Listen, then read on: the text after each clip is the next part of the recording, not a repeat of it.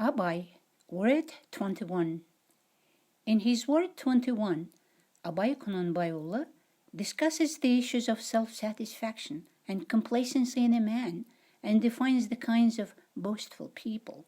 However, feeling a deep pleasure or satisfaction derived from one's own achievements is a human trait. In this respect, Abai notes, sometimes it is difficult to avoid pride, and I have noticed two types of pride. One of them is when intelligent and conscientious people are not proud of their success.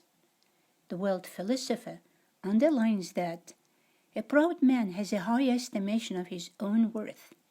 He'll do his utmost to ensure that he is not regarded as an ignoramus and unreliable person who doesn't keep his promises, as ill-mannered, arrogant, and a shameless liar.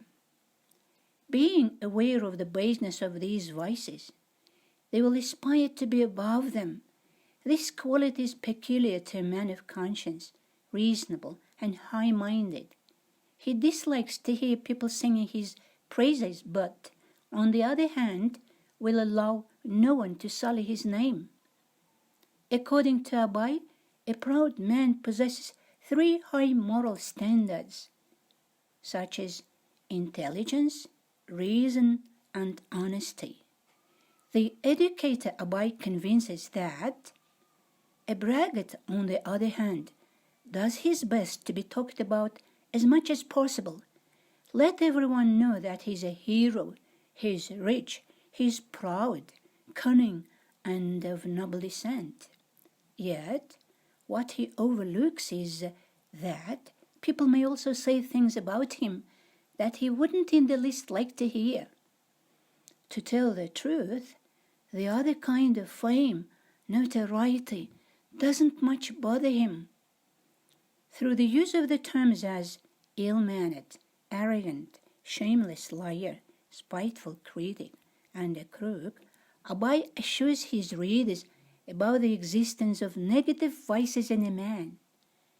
In Abai's philosophy, such braggarts are usually of three types.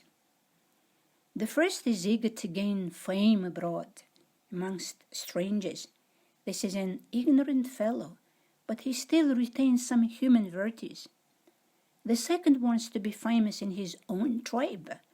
This type is a complete ignoramus and scarcely human. The third one shows off before his family or in his native village, for no outsider would ever approve of his boasting.